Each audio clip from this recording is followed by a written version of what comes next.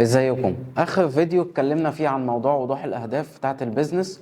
وصلنا لمرحلة انك لما تتعاقد مع شركة تسويق وفي عندك اهداف محددة، فريق التسويق بيدخل معاك اجتماع مبدئي وبعدها بيحط لك خطوات امشي عليها في الخطة التسويقية اللي هيقدمها لك. في الفيديو ده هعرفك اخر حاجة لازم تعرفها علشان تبقى عارف شغلك بيتقيم ازاي، والجزء ده بيبقى فيه حاجة اسمها مؤشرات الاداء الرئيسية او الكي بي ايز او الكي بيرفورمانس انديكيتورز، ودي بتختلف حسب الاهداف اللي انت طلبتها، وكمان بتتغير حسب الطريقة اللي هتمشي عليها الخطة التسويقية اللي اتعملت لك. هدي لك مثال على كده باختصار. افترض ان هدفك من التسويق تزود مبيعات بنسبة 50% خلال شهرين.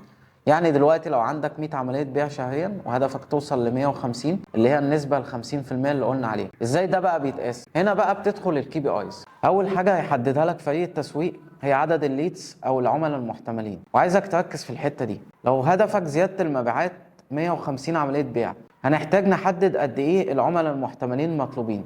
لو فرضنا ان معدل التحويل كونفرجن ريت 5%، لازم نجيب هنا 3000 ليد او عميل محتمل علشان تحقق ال 150 عملية بيع اللي انت عايزها. ببساطة كده الكونفرجن ريت ده جه منين؟ لو 1000 شخص دخلوا على الموقع بتاعك و50 منهم اشتروا المنتج، ده معناه ان معدل التحويل هنا بقى 5%.